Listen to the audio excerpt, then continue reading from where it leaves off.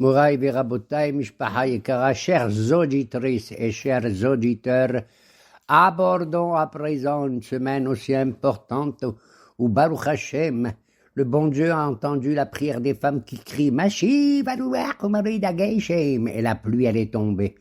Et à cause de vous, mesdames, quand je sors et je suis sous la pluie, malgré mon âge, je me sens vraiment plus vieux, vraiment plus vieux. Bien, soyons sérieux à présent. Pour aborder cette période importante de Hanouka, comme je vous l'avais dit, le 25 Kislev, c'est le jour de l'enterrement de qui de Yaakov Avinu, qui est mort le premier jour de Sukkot, je crois l'avoir déjà dit, Nachon. Et c'est à cette occasion qu'un des enfants, le seul enfant de Dan, qui s'appelle Hushim, qui a perdu tous ses sens, le pauvre qui était sourd, eh ben, il a tué qui, Esav, on en parlera beaucoup plus tard. Moraï Verabotaï. Cette période entre le parchemen et le combat des soldats, il y a des discussions chez les rabbins pour savoir quel est le miracle le plus grand. Est-ce que c'est la fiole d'huile qui a duré 8 jours alors qu'elle ne contenait que pour un seul jour, ou bien c'est le combat des Hashmonaïm, Bezrat Hashem. Pour le comprendre, je vous raconte un machal, une parabole qui est la suivante. Il était une fois un roi qui avait un serviteur, le chef du protocole, qui était habillé comme un dandy, comme un playboy, mamache avec la cravate et tout, et qui venait servir le roi. Il lui apportait le café, les gâteaux et tout, et parfois avec des soupes gagnottes avec de l'huile, tu vois, ça concerne le parchemen. Et il était émerveillé de voir un tel serviteur.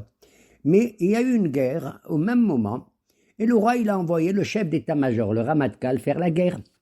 Au bout de quelques jours, il était inquiet, et il a dit à son serviteur, le dandy, là, le playboy, je t'en prie, va vite me chercher le Ramatkal qui vient me dire comment se passe la guerre. Il est allé, et il revient avec le Ramatkal, les deux. Un, il était beau, c'est le chef du protocole, toujours bien habillé, et l'autre, le mesquin, tu sais comment il était? Poussiéreux, avec les habits déchirés. Il avait la figure fatiguée, tout ça, tu vois. Ils arrivent les deux ensemble. Qu'est-ce qu'il fait le roi? Il se lève. On n'a jamais vu un roi qui se lève de son trône, hein. Il se lève, il va à la rencontre. Qu'est-ce qu'il fait? Il embrasse le Ramatkal, le poussiéreux, le sale, le dégoûtant, entre guillemets, le pauvre. L'autre, il lui dit, mais c'est pas vrai. Les gens disent, comment un roi? Il embrasse un type poussiéreux et il laisse tomber le type le plus beau. Il leur a dit, allez vous faire voir. Celui-là, je l'embrasse parce que c'est lui qui a fait la guerre et qui m'a protégé moi et tout le peuple d'un ennemi affreux, de Hamas et de Hezbollah. T'as compris? Et c'est pour ça que je vous dis, moi, qu'entre le parchemen, qui est un don de Dieu merveilleux, bien sûr, c'est un signe tout simplement, et les combattants, les Hashmonaïm et nos Hayalim, naturellement, nous devons embrasser et récompenser nos Hayalim et Tzva Hagana Israël. Et alors, à quoi ça sert le parchemen? Le parchemen, il est venu dire, le bon Dieu, mes enfants, j'ai vu ce combat et je mets ma signature, mon hotam, sur tout ce ils ont fait le tzahal. T'as compris? Le miracle du parchemen, personne n'était au courant par les Kohanim qui étaient dedans. Nachon? Eh bien, moi je donne mon hotam, ma signature, que Dieu vous protège. Amen, Keni Ratzon. Mamash, Amen, Keni Ratzon. Il y a une autre parabole, mais elle est d'origine, je dirais, collective, de n'importe quel jour de l'année. C'est l'histoire, c'est pas une histoire, c'est la manière dont on regarde les hommes. Il y a un homme, comme ça, qui est très haredi, très religieux et tout. Il voit un juif qui portait les téphilines et le talit et qui était en train de réparer sa voiture, le pauvre. Il réparait le pneu qui était cassé. Qu'est-ce qu'il dit? Waouh, c'est ça, juifita. Tu te rends compte? Un type qui porte des téphilines, il se met à réparer sa voiture, c'est dégoûtant. Nachonolo. Un autre qui était à côté de lui lui dit, va te faire voir ailleurs, espèce de religieux. Moi, je te dis, au nom de Dieu, que cet homme est merveilleux. Il lui a dit, pourquoi? Il lui a dit, parce que toi, tu dis, un type qui porte les téphilines, qui répare sa voiture. Moi, je te dis le contraire. regarde un juif, il répare sa voiture, même quand il la répare, tu te rends compte? Il porte le talit et les téphilines. Tout dépend de la manière qu'on voit les gens, t'as compris?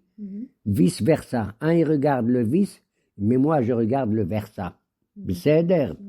Voilà, c'est l'attitude qu'on doit avoir vis-à-vis l'adon et kol adam bechap zechut, et de voir le côté positif qu'il y a dans l'action de chacun d'entre nous. Est-ce que les femmes, elles disent le Hallel pour Hanouka? Pourquoi tu mêles les femmes maintenant? Ben, tu as raison.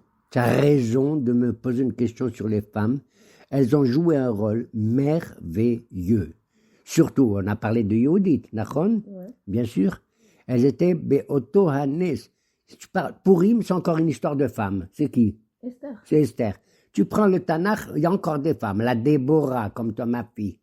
Et tu parles d'une autre, la Hannah. Et tu parles de Sarah et de Myriam et tout. Dieu bénisse comment elles ont joué un rôle très, très, très important pour réveiller la foi de Am Israël. Nachon? Alors, bien sûr, elles font la prière. Moi, je vous dis, au nom de la halakha, une femme doit faire qu'une seule prière par jour. Mais de nos jours, elles sont devenues toutes des grandes orthodoxes. Elles font les 3 prières par jour. Tu te rends compte? Moi, je vois ça de mes yeux. Bon, elles ont raison, d'accord. Elles font ce qu'elles veulent. Mais le Hallel, pendant Hanouka, c'est presque la seule fête où on lit le Hallel Gamour entièrement, totalement, à cause de Pirsum Nissa, pour publier le miracle qu'il y a eu et montrer quelle est cette fête merveilleuse. Elle n'est pas écrite ni dans la Torah, ni dans la Bible, ni à peine mentionnée dans le Torah Sheba'al Peh, dans la Gemara de Shabbat, page 21. Ok. Et alors, on dit, au niveau de l'Acha, elles peuvent faire la prière, mais le Hallel, les femmes ne doivent pas le réciter. C'est comme ça, parce que c'est une mitzvah Shazman Gama. On leur donne le droit, et en premier presque, d'allumer les nérotes de Hanouka. C'est incroyable. Pendant l'allumage des Hanoukiyot, pendant une demi-heure, au moins, les femmes ne doivent pas travailler. Tu as compris? Ni laver le linge, ni repasser, ni quoi que ce soit. Mais elles doivent quand même faire des soufganiotes pour moi, d'accord? Elles ont le droit, si, elles ont le droit. C'est les hommes qui font les de faire des soufganiotes, vite m'acheter des croissants ou des millefeuilles. Voilà. Mais travailler, elles n'ont pas le droit, au moins pendant une demi-heure.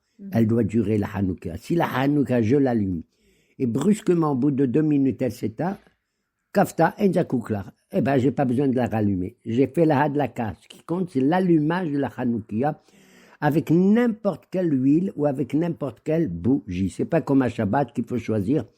Shemet Zaïd Zar. D'ailleurs, nos maîtres, ils nous disent, c'est difficile, mais comprenez que Bime Machachao Ben Yohanan, si tu fais la gematria, la valeur numérique de Bime Machachao Ben Yohanan, ça a la même valeur numérique que la Torah qui dit Tzav et Bene Israël. Tzav et Bene Israël, quoi? Velakro Shemen Zaïd Zach. Il faut une huile merveilleuse. Ça, c'est pour le Shabbat. Mais pour Hanouka, n'importe quoi, c'est tout à fait valable. Alors, ce soir, c'est Rosh Chodesh, Nachon, Tevet. Ce soir, déjà? Mardi et mercredi, 2 jours de Rosh Chodesh. Oui, et alors, qu'est-ce que tu veux que je te dise là-dessus? Quoi les otiotes de Tevet? Ah, Hazak ou Baruch, tu es une kabbaliste, ma fille. Pourquoi?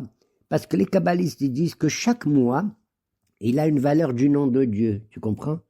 Dieu, ça s'écrit comment? Yudke Vavke. Et selon l'intervertissement des lettres, chaque mois, il a une intervention différente. D'accord? On a vu que pour Kislev, le Shem Havaya, c'est Vayar, Yoshev, Haaretz, Kenaani, le jour de la mort de Yaakov, de l'enterrement. C'est Vav, Yud, He, He. Maintenant, le mois de Tébet, c'est pas à toi que je dis Tébet, hein, c'est aux autres, à mes copains. Il y a un Shem, le nom de Dieu est différent. Il faut l'appeler Vehaya, Vav, He, Yud, He. Et ça vient de quel passou que tout le monde connaît par cœur. Quand on sort le Sefer Torah, qu'est-ce que tu dis? Gadelu l'Adonai ichi unoromema. Il a fait. Gadelu, qu'est-ce qu'il y a à la fin de Gadelu? Vav. L'Adonai, He, ichi unoromema. Donc c'est Vehaya, Vav, He, Yud, He. C'est beau parce que Vehaya, Eno, Ela, Lachon, Simcha. Le mois de Tébet, le pauvre, il y a un jeûne et tout. Tout le monde dit qui c'est ça, ce Tébé, tout ça. Eh bien, il porte pratiquement le nom de Dieu merveilleux de Vehaya. D'accord? Ouais. Et ça, il faut le retenir. Hein. Ouais, 20. Donc la paracha, maintenant c'est quoi? Vaïgash. Ah bon, tu ne savais pas? Vaïgash. Ben oui, puisqu'on a fini Miketz. Vaïgash, c'est la confrontation qu'il y a entre qui et qui? Entre Yehuda, Vaïgash et la Yehuda, et Yosef. Vaïgash, ça veut dire pas je me rapproche. Quand tu dis Vaïgash, ça veut dire je m'approche, fais attention à toi. Il était prêt à combattre qui? Yehuda. D'ailleurs, tu sais que Yehuda, plus tard, va être le chef de la tribu qui va représenter la Malchoute, le royaume d'Israël. Malchoute Yehuda. D'ailleurs, nous, les Juifs, comment on s'appelle? Des Yehou. On porte le nom de Yehuda. C'est incroyable. Hein? Quel courage. Pourquoi il est un peu violent presque vis-à-vis de Yosef? La mode qu'il emploie des termes un peu comme ça, gentils. Bi Adoni. Yedaberna Abdicha Dabar. Ve'ali Harbe Adoni. Mon cher monsieur, sire. Adoni, ça veut dire sire, monsieur, l'important. Ne te mets pas en colère, mais je dois te dire une chose, que tout ce que tu vas faire ici, ça va avoir des conséquences. Tu sais sur qui? Sur mon père, Yaakov, qui n'a pas voulu qu'on descende Binyamin, notre jeune frère.